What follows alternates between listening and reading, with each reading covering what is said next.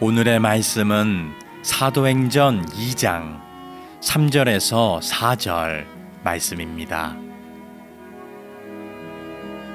마치 불의 혀처럼 갈라지는 것들이 그들에게 보여 각 사람 위에 하나씩 임하여 있더니 그들이 다 성령의 충만함을 받고 성령이 말하게 하심을 따라 다른 언어들로 말하기를 시작하니라.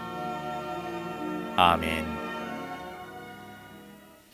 최근에 인기리에 끝난 예능 방송 프로그램 중에 너의 목소리가 보여라는 프로그램이 있었습니다.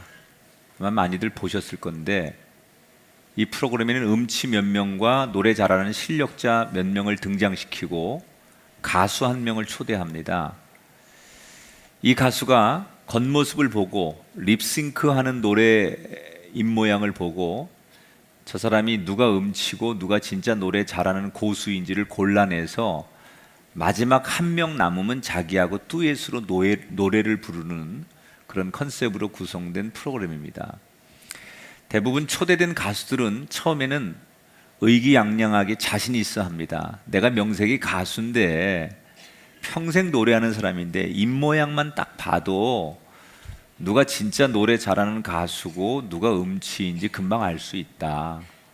그런데 막상 프로그램이 시작되면 당황스러워합니다. 그리고 정말 신중하게 골라낸다고 골라내보면 음치라고 지정한 사람이 실력자이거나 실력자라고 생각했던 사람이 정말 노래 못하는 음치인 것을 발견할 때 주눅이 들지요. 맨 마지막에 노래를 부를 때 자기가 그냥 심혈을 기울여서 고른 그 사람이 음치일 경우엔 더더욱 가수가 민망하기 짝이 없는 그런 모습들이 연출이 됩니다. 그동안 총 79명의 가수가 나왔는데 41명이 음치와 노래를 불렀습니다.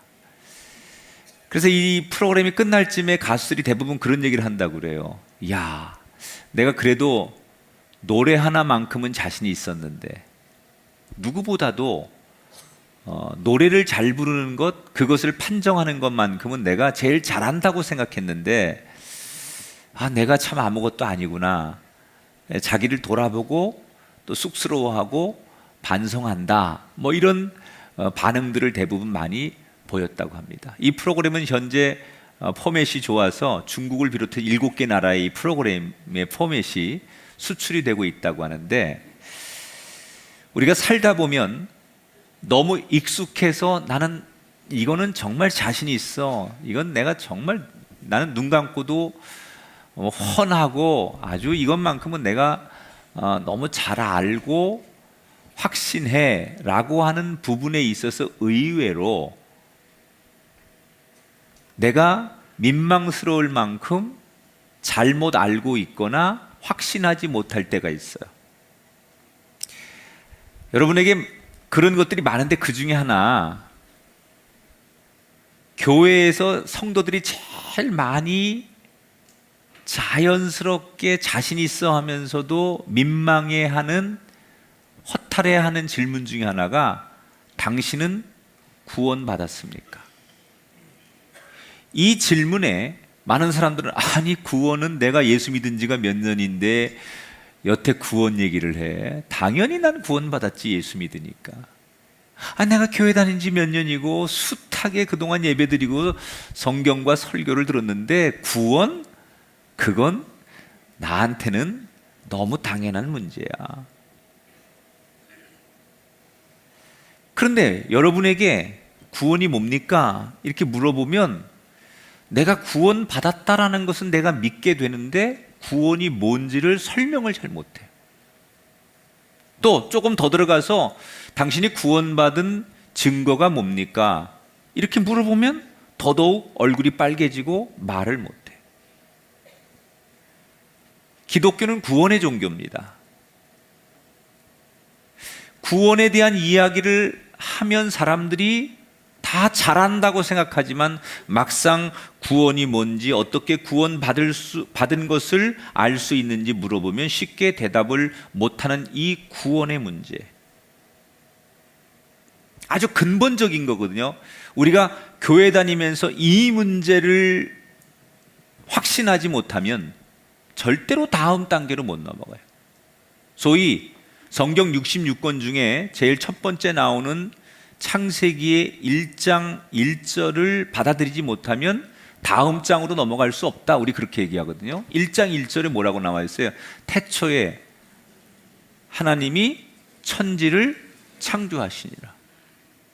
성경 제일 첫 장, 첫 페이지, 첫 줄에 이 말이 나와요.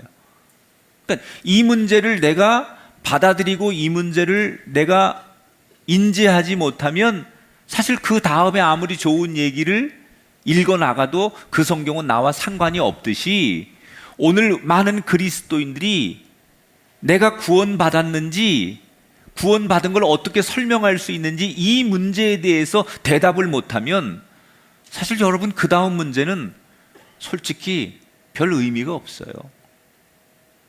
그래서 오늘 사도행전 1장 2장에 나오는 이 이야기를 통해서 구원이 뭐고 내가 구원받은 증거를 어떻게 확신하고 그것을 알 수 있는지에 대해서 얘기를 해보려고요. 이제 오늘부터 우리가 당신은 구원받았습니까?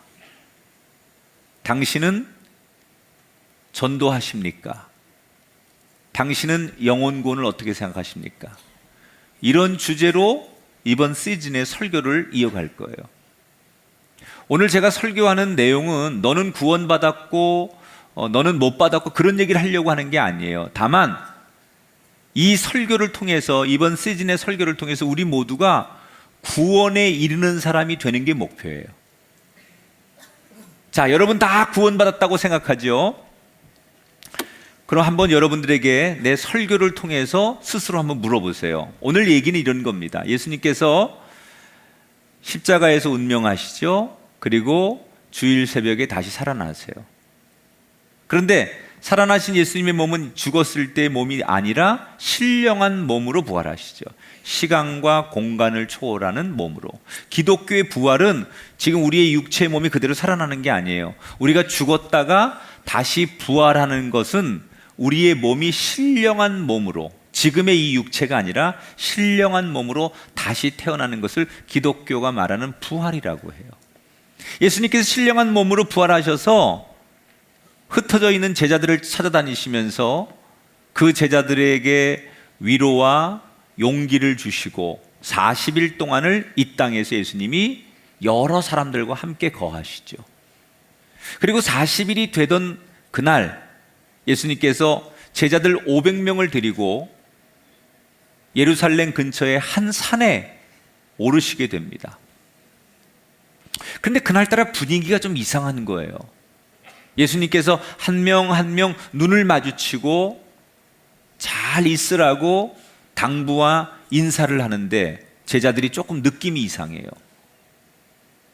그러면서도 마음속에 설마 이렇게 예수님을 쳐다보는데 예수님은 이런 제자들의 마음을 뒤로하고 한 가지를 당부하십니다. 너희들 아버지께서 약속하신 것이 곧 올 것이니 그때까지 이곳을 떠나지 말고 여기에 머물러 있어라. 그리고는 그 당부를 마치자마자 예수님께서 곧바로 하늘로 올라가시죠. 멍하니 순간적으로 예수님이 하늘로 올라가는 모습을 쳐다본 제자들, 잠시 뒤에 구름과 함께 예수님의 모습이 사라지고 이렇게 승천하신 예수님 모습을 500명이 지켜봐요. 한바탕 눈 깜짝할 사이에 소동이 일어나고 제자들은 현실을 깨닫기 시작합니다. 예수님이 계셨을 때는 그래도 믿을 구석이 있으니까, 비빌 언덕이 있었기 때문에 어려움이 있으면 예수님을 찾으면 되고, 잘 모르면 예수님께서 앞장서시면 되고, 그래서 예수님이 계셔서 든든했는데 이제 예수님이 완전히 떠나셨기 때문에 우리들만 남아서 마치 고아처럼 예수님 없이 살아야 한다라고 하는 이 현실 속에서 그들은 두렵기 시작한 거예요.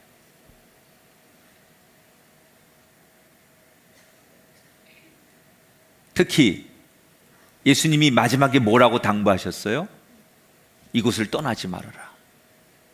하나님께서 약속하신 성령을 곧 보내실 테니 절대로 예루살렘을 떠나지 말아라. 그런데 이게 현실적으로 쉬운 문제가 아니에요. 왜? 그 예루살렘은 예수님을 죽인 사람들이 지금도 눈을 시퍼렇게 뜨고 예수님을 따르는 자기들을 찾기 위해 혈안이 돼 있어요. 다시 말하면 자기들도 예수님처럼 여기 있다가는 얼마나 위험한 일에 처할지 몰라요.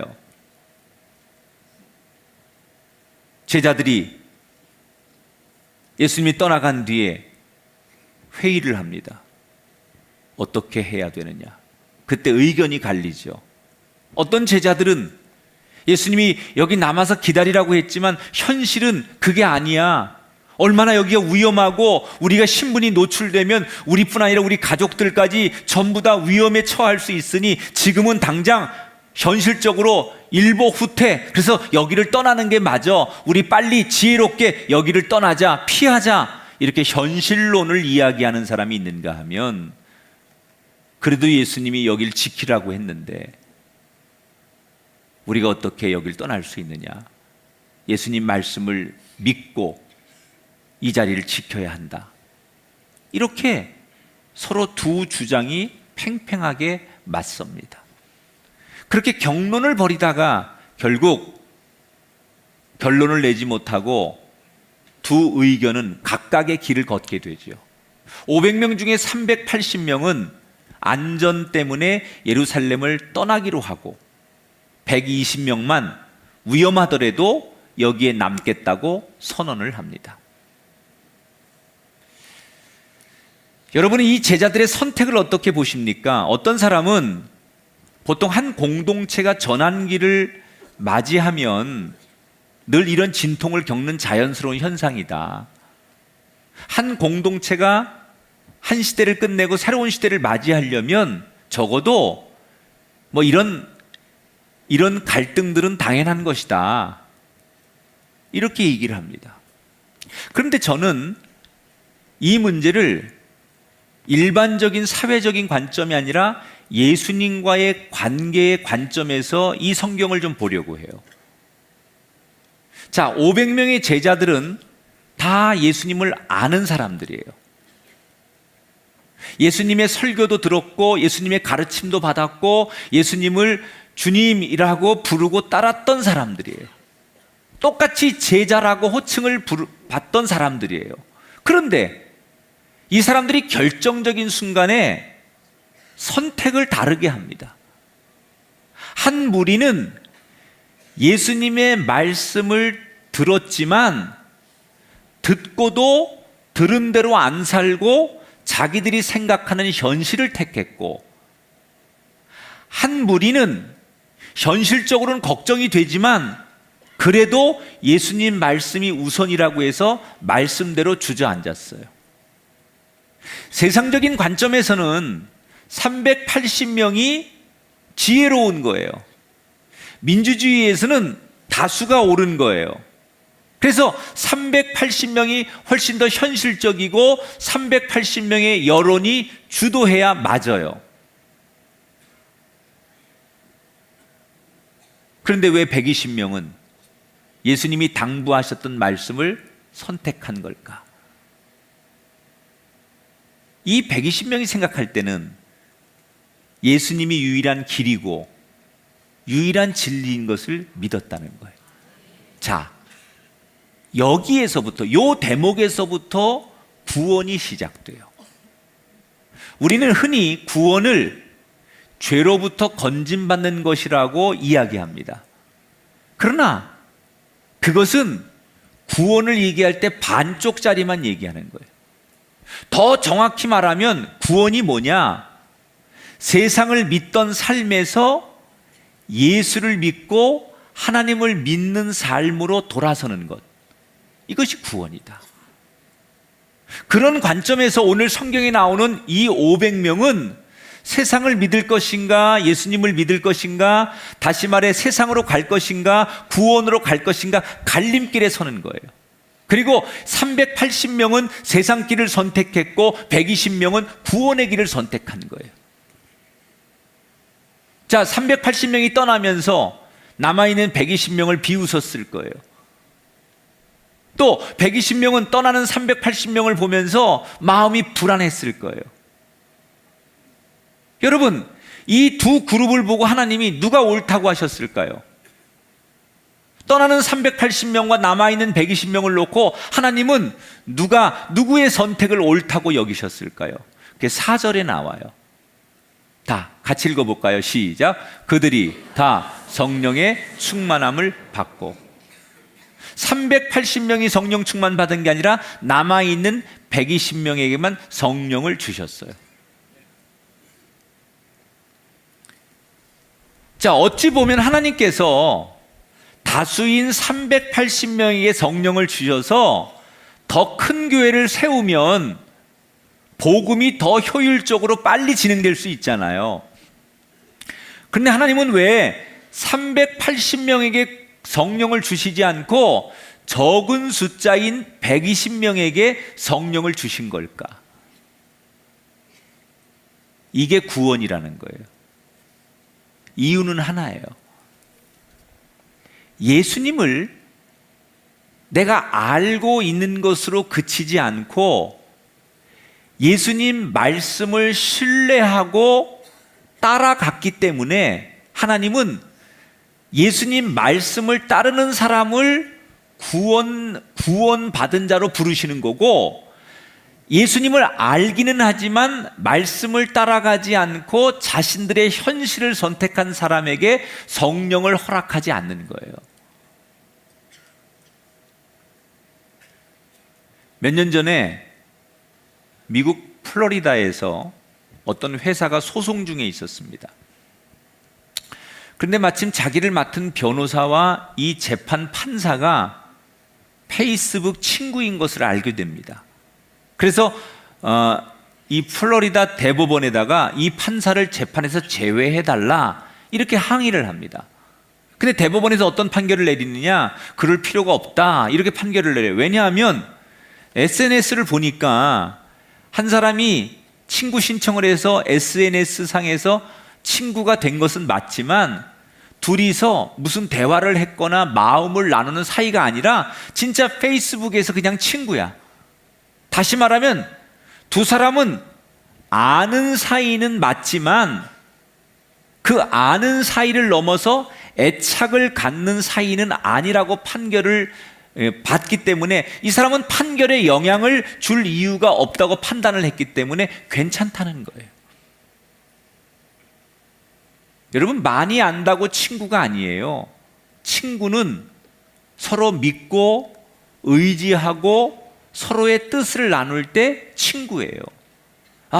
내가 이 사람을 알기 때문에 친구라고 말하는 게 아니라 나하고 마음이 통하고 서로 믿을 수 있고 서로 내 생각을 나눌 수 있을 때 그걸 친구라고 하는 거예요. 예수님과의 관계도 그렇다는 거예요. 우리가 예수님을 내가 많이 알고 있다고 구원받은 게 아니에요. 예수님을 믿고 의지하고 그 뜻을 따라갈 때 진짜 예수님과 상관이 있는 사람, 예수님이 인정하시는 구원받는 사람이 되는 줄 믿으시기 바랍니다. 그래서 우리가 예수님과 상관이 있는 사람이 되려면 뭘 해야 되느냐? 예수님 말씀에 이끌리는 사람이 돼야 돼요.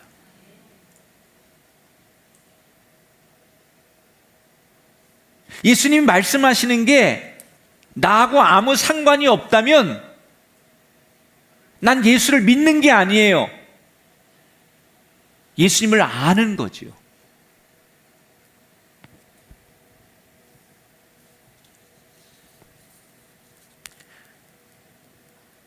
마음만 먹으면 요즘 현대인들은 성경책, 신앙서적 얼마든지 볼 수 있어요. 여러분, 마음만 먹으면 유튜브에서 좋은 설교 얼마든지 들을 수 있고, 이 현대는 예수님에 대한 정보가 수없이 넘쳐나는 시대를 살고 있어요. 심지어 다른 종교를 가진 사람들까지도 예수님께서 무슨 일을 하셨는지 다 알아요. 성경에 보면 사탄도 예수님이 어떤 분인지 알아요. 사탄이 예수님이 누군지 알아요. 그런데 왜 사탄이 되었느냐? 말씀을 따라가지 않는 거예요. 예수님을 알긴 알았지만 그 예수님 말씀을 따라가지 않는 거예요. 380명이 엄밀히 말하면 구원받은 사람이냐? 이렇게 물었을 때 우리 한번 생각해 봐야 돼요. 정말 이 380명이 예수님을 정말 믿은 사람인가? 예수님의 설교도 듣고 끝까지 예수님을 쫓았지만 그 말씀을 따르지 않는 그 사람들이 정말 예수님을 믿는 게 맞는 건가? 예수를 믿는다는 건 뭘 말하는 거냐? 예수님의 말씀을 따라가는 거예요. 그 말씀에 이끌리는 거예요.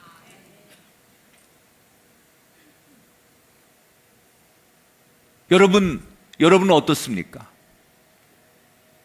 나는 예수 믿은 지 오래됐어. 교회를 다닌 지 오래됐어. 난 예수 믿어서 너무 잘 알아.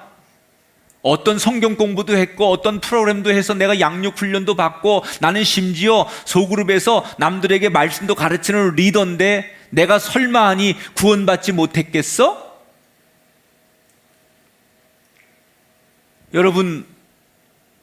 여러분에게 냉정하게 물어보세요. 나는 정말 예수를 알고 있는 사람인지 예수를 믿고 있는 사람인지.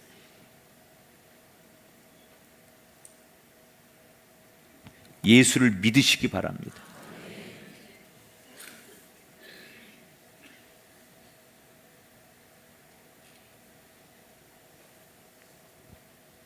하나님이 우리를 언제 네가 구원받았다고 말씀하세요? 말씀에 이끌릴 때, 말씀에 순종할 때. 380명이 끝까지 예수님 설교를 듣고 끝까지 승천하실 때까지 함께 했지만 말씀대로 거기 머물지 않고 그 말씀대로 순종하지 않고 현실적으로 세상으로 갔을 때 하나님은 그 사람들에게 성령을 주시지 않았어요. 말씀에 순종하는 사람에게만 성령을 주셨어요.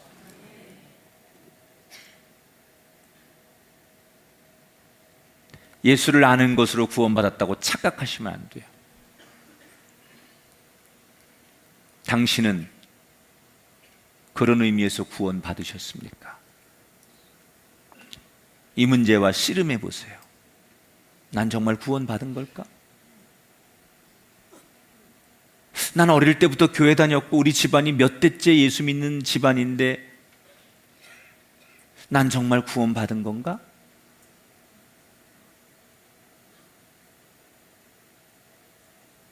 이 문제를 가지고 여러분 씨름하셔야 돼요.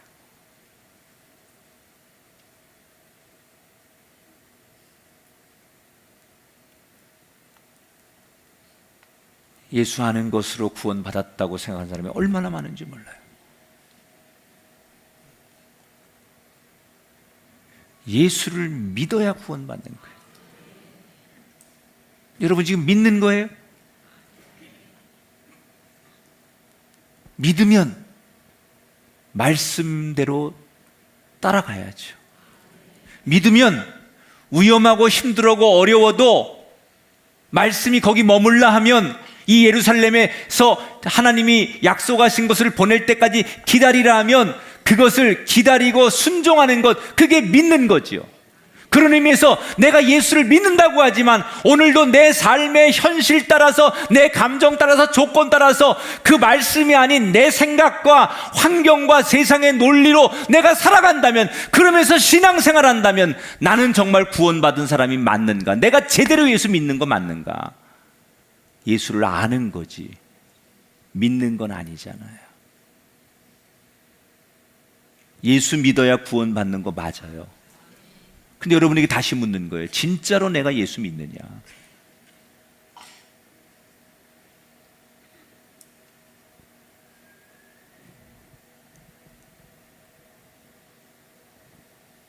120명만 성령을 받았어요.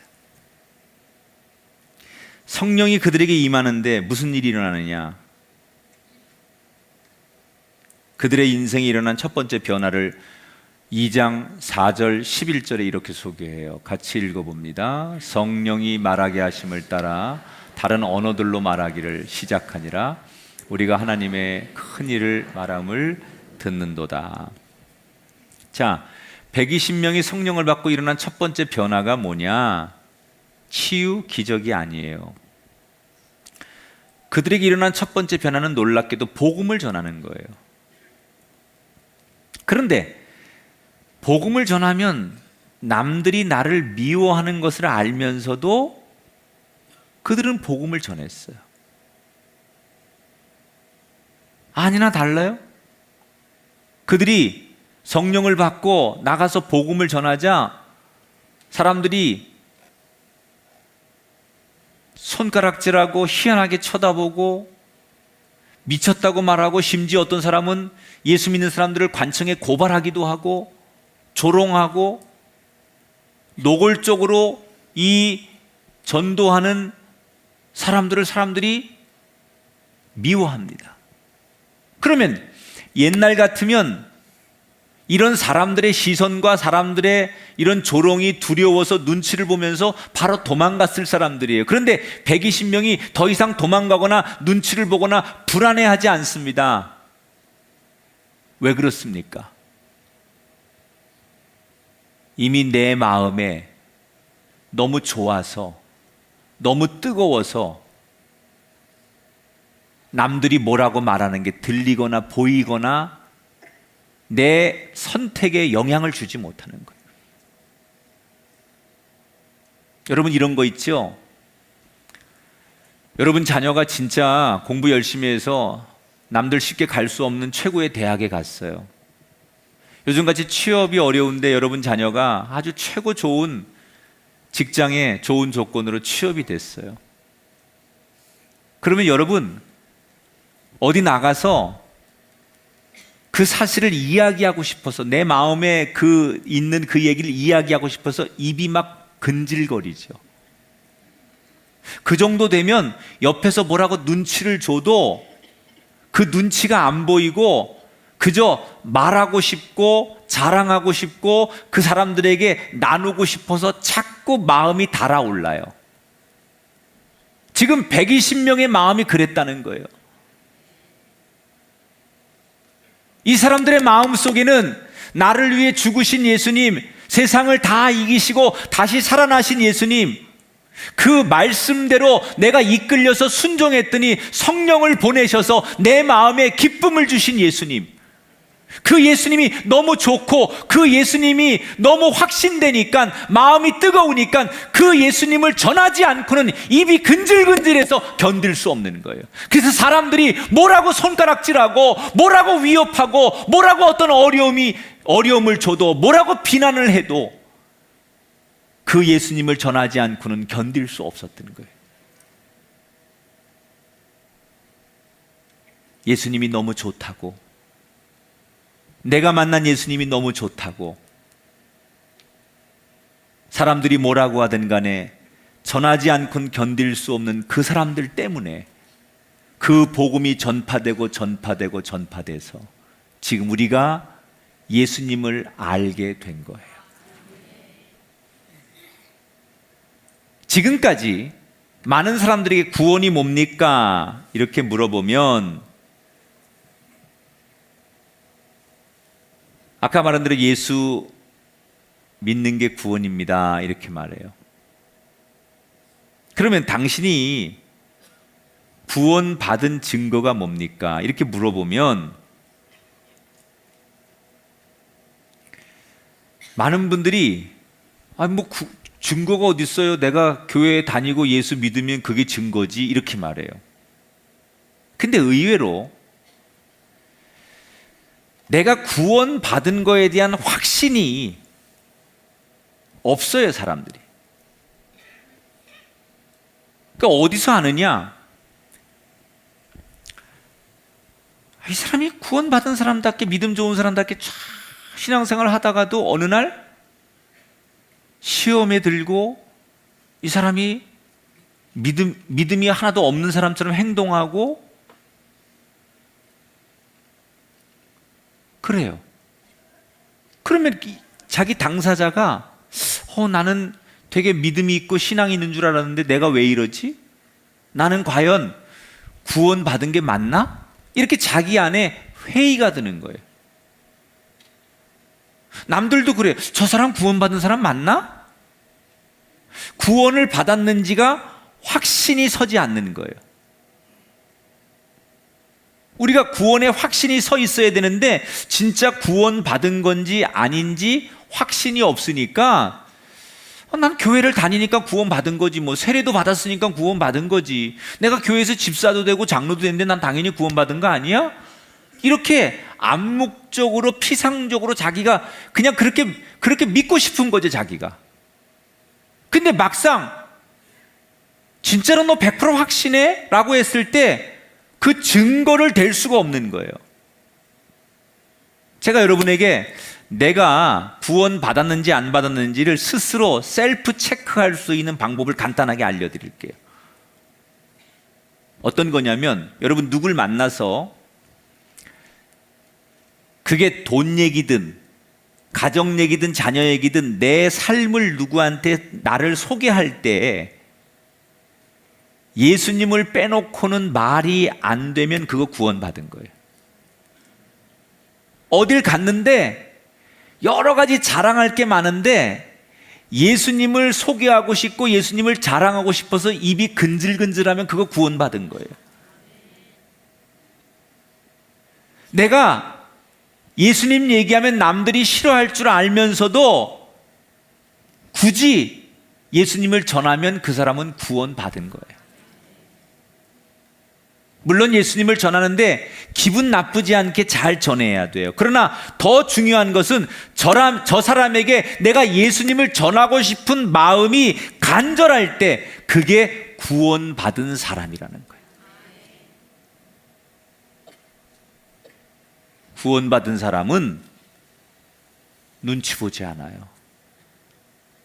구원받은 사람은 예수님 자랑하고 예수님을 전하고 싶어서 입이 근질근질해서 참지를 못해요.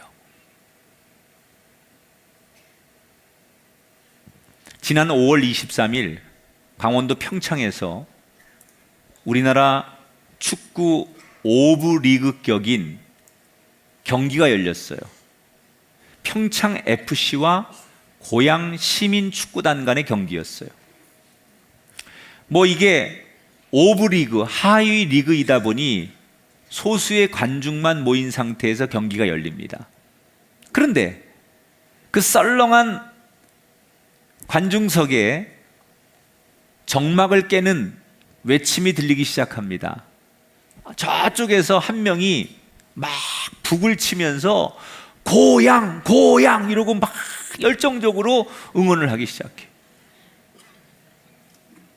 그러자 몇몇 안 되지만 여기가 평창의 홈 구장인데 그 평창의 홈 구장 팬들이 눈치를 주고 관계자들이 시끄럽다고 막 뭐라고 해도 이 젊은 사람은 개의치 않고 90분 내내 혼자 목이 쉬어라 북을 치면서 응원을 하는 거예요.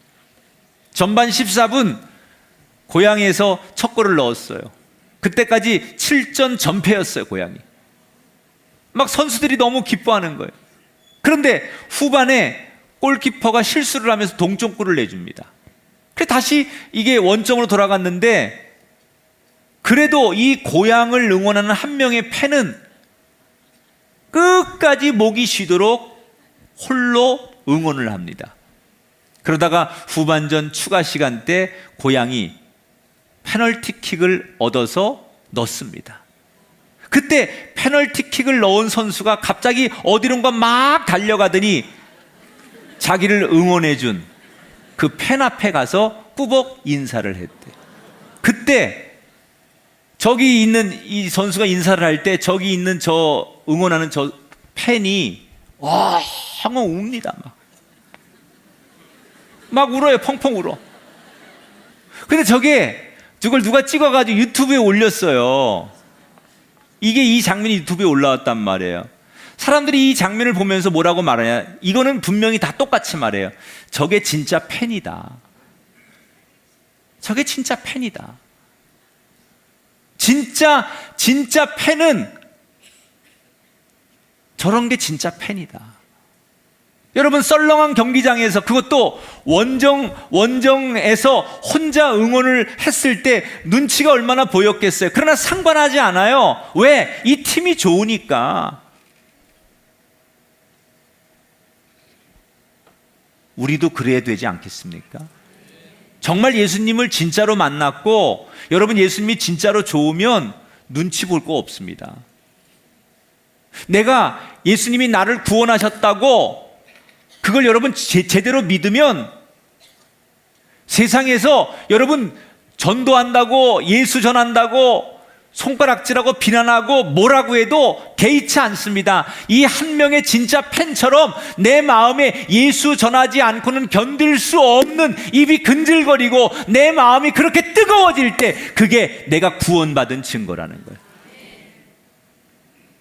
난 그렇게 그동안 못했는데 그럼 난 구원 못 받았네, 이런 생각이 드시거든 죄책감으로 머물지 마시고 오늘부터 이렇게 기도하세요. 이제부터 예수님을 전하는 사람이 되게 해주십시오.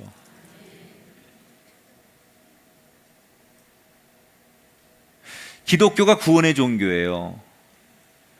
구원을 확신하고 구원을 받고 구원을 확신하면 반드시 열매가 있어요. 그게 뭐냐? 영혼을 구원하는 거예요.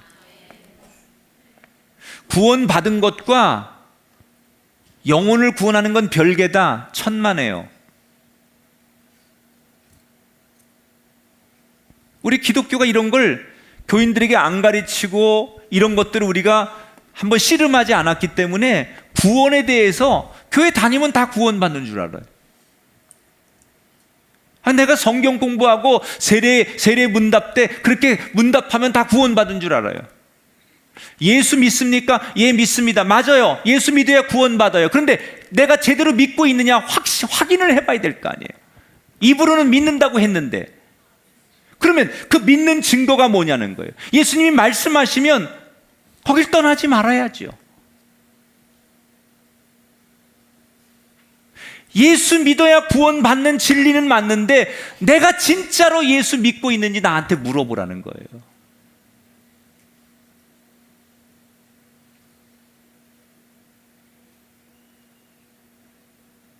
진짜 그 구원이 느껴지면,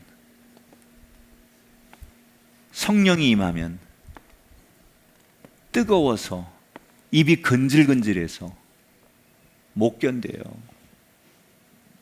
그 120명이 예루살렘 거리로 뛰어나가서 얼마나 조롱과 얼마나 위험하고 얼마나 거기가 살벌한 곳인데 못 견디니까 그걸 하는 거예요. 그게 구원의 확신이에요. 하나님은 우리 모두가 구원받기를 원하십니다. 뭐가 필요할까요? 우리가 구원받는데 예수를 알지 말고 예수를 믿으세요. 그 믿는 증거가 뭐냐? 세상이냐 말씀이냐의 갈림길에서 말씀 앞에 앉는 거예요.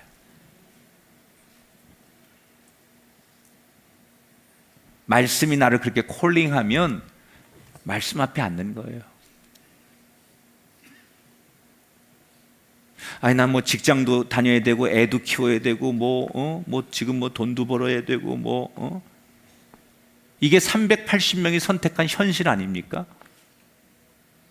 하나님이 그렇다고 해서 여러분 너희 가정도 자식도 팽개쳐 놓고 네가 일하는 거 다 팽개쳐 놓고 이렇게 살아, 하나님이 그렇게 무모한 분 아니잖아요. 그러나 때때로 우리 삶에 하나님께서 강력하게 세상이냐 말씀이냐를 놓고 우리에게 프로포즈 하실 때가 있어요.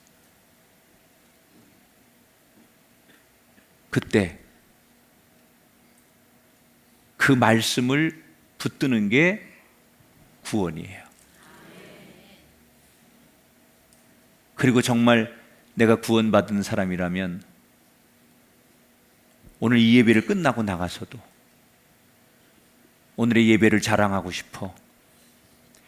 내가 받은 감동과 은혜와 내게 임한 성령의 뜨거움과 말씀으로 찾아오신 하나님을 전하고 싶어.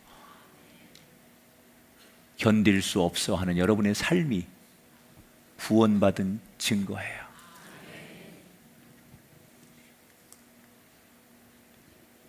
우리 꿈의 교회 성도들은 다 구원받게 되기를 축복합니다. 그리고 이 구원에 대해서 흔들림 없이 그냥 피상적으로 예수 믿으면 구원받지요. 맞아요. 그런데 한 단계 더 들어가서 그럼 나는 진짜로 예수를 믿고 있느냐라고 물었을 때 거기에 대해서 내가 답을 못한다는 거예요. 그리고 지금도 내가 믿고 있는지 구원받았는지 확신이 없다는 거예요. 오늘 이 문제를 여러분에게 놓고 가겠습니다. 이 삿발을 붙드시고 씨름하셔서 구원의 문제에 확실히, 이 구원의 문제를 확실하게 해놓고 다음의 단계로 건너가실 수 있는 구원받은 하나님의 백성들이 되시기를 주의 이름으로 축원합니다. 더 이상 숨기지 않아요. 더 이상 감추지 않을 거예요. 깊어져가는 상처들 더 이상은 아니죠. 이제 멈추기를 원해요. 괜찮다는 말, 위로의 그 말들 나를 치료할 수 없는 걸 알아요. 이제 주 앞에 나갈 거예요. 더 이상은 아니죠. 변화되기 원해요.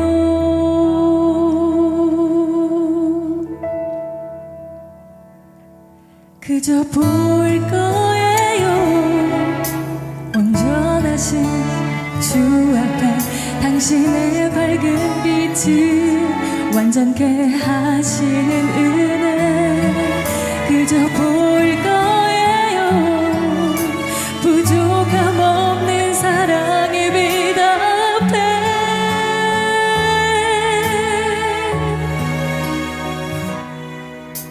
주 앞에 보일 거예요. 괜찮다는 말, 위로의 그 말들 나를 치료할 수 없는 걸 알아요. 이제 주 앞에 나갈 거예요. 더 이상은 아니죠. 변화되길 원해요. 그저 볼 거예요. 온전하신 주 앞에 당신의 밝은 빛을 완전케 하시는 은혜 그저 볼 거예요. 부족함 없는 사랑의 빛 앞에 주 앞에 보일 거예요. 아무도 알지 못하는 나만의 슬픔들 밤새 울었던 아픔들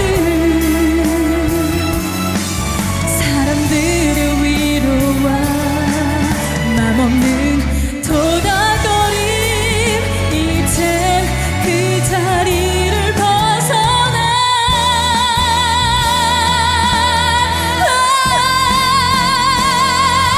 그저 볼 거예요.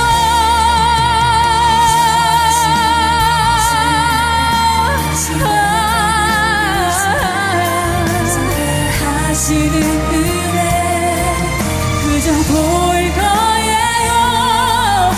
부족함 없는 사랑의 빛 앞에 주 앞에 보일 거예요. 주 앞에 보일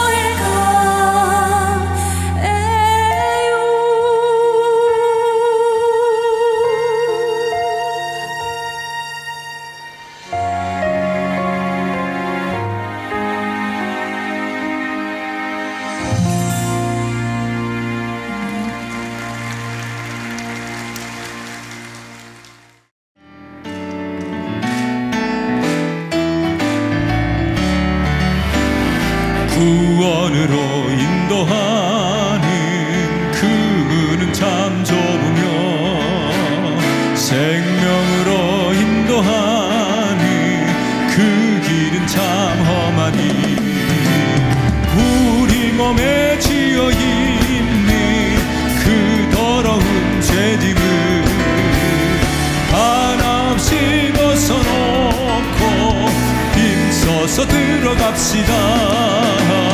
구원으로 인도하는 그 좁은 문 들어가 영생으로 인도하는 그 생명길. 이 세상에 많은 사람, 이 세상에 많은 사람 큰 문으로 들어가 넓은 길로 갈지라도 멸망으로 끝나니 세상 헛된 부귀영화 모두 내어버리고 주의 말씀 순종하여 그 생명길로 갑시다. 구원으로 인도하는 그 좁은 문 들어가 영생으로 인도하는 그 생명길 갑시다. 구원의 문 열렸으니 주의 공로 힘입어 주저 말고 들어가서 생명길로 갑시다. 구원의 문 닫힌 후에 들어가고 싶으나 한 번 닫힌 구원의 문 또 열려지지 않으리. 구원으로 인도하는 그 좁은 문 들어가 영생으로 인도하는 그 생명길 갑시다. 하나님 앞에 영광의 박수 올립니다. 기도하겠습니다. 하나님이 우리 모두 구원받기를 원하시는데 우리가 구원받는 사람이라면 말씀 알고 교회 다니고 예수 아는 것으로 되지 않습니다. 믿어야 됩니다. 믿는다는 것은 세상이냐 말씀이냐 갈림길에서 어떻게든 말씀의 이끌림을 받는 게 믿는 겁니다. 구원받고 변화된 사람에게 변화가 나타나야 하는데 눈치 보지 않게 하시고 나를 새롭게 하신 예수 그리스도를 전하면 그것이 변화인 줄 믿습니다. 이전의 내가 아니라 예수 자랑하고 싶어서 예수 전하고 싶어서 눈치 보지 않고 복음 전하는 것, 그것이 내 안에 있는 구원의 확신입니다. 증거입니다. 그런 인생들 모두가 살게 하여 주옵소서. 이제는 우리 주 예수 그리스도의 은혜와 하나님 아버지의 극진하신 사랑하심과 성령님의 감화 감동 역사하심이 하나님 앞에 구원받음을 감사하고 구원받은 사람답게 살기를 다짐하는 성도들 위해 영원히 함께하기를 축원하옵나이다. 아멘.